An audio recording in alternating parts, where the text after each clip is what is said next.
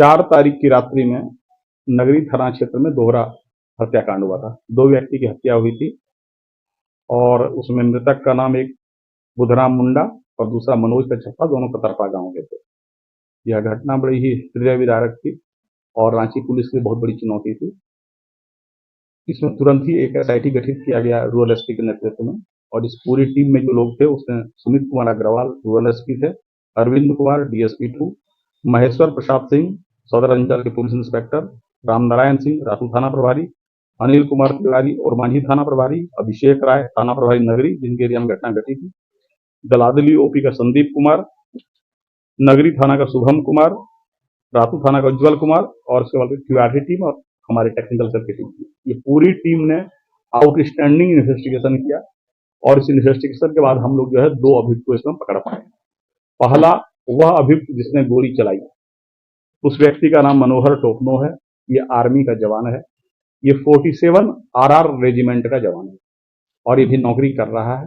कुपवाड़ा में इसकी पोस्टिंग है और कुपवाड़ा से जिस हथियार से इसने गोली मारी है वह एक AK-47 हथियार है जो आर्मी का हथियार है। घटना बड़ी ही सनसनीखेज घटना है।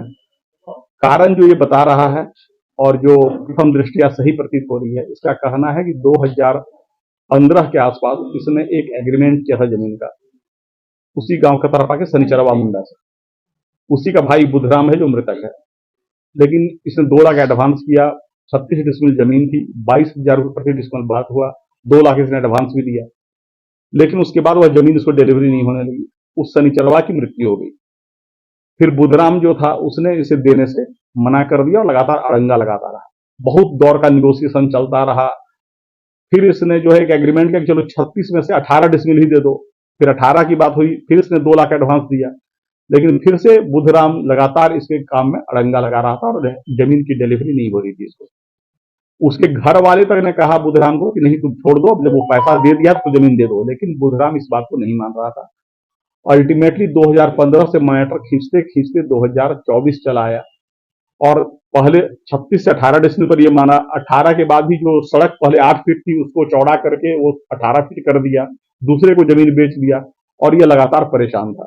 अब इसको लगा कि जब तक बुधराम जीवित है हम इस जमीन पर कब्जा नहीं कर पाएंगे, और इस आक्रोशवश इसने जो है पहले वहां पर एक हथियार की चोरी की आर्मी से।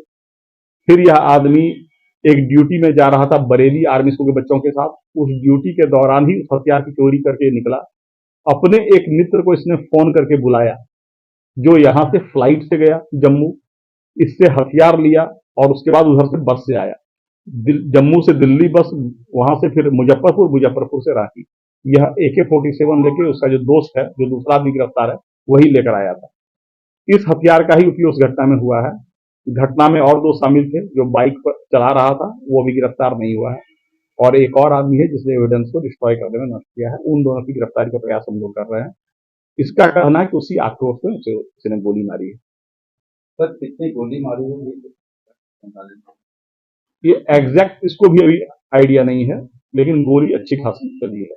ये जवान कहाँ का रहने वाला मूल रूप से बिहार ऐसे यही का है सर, इटकी थाना क्षेत्र है।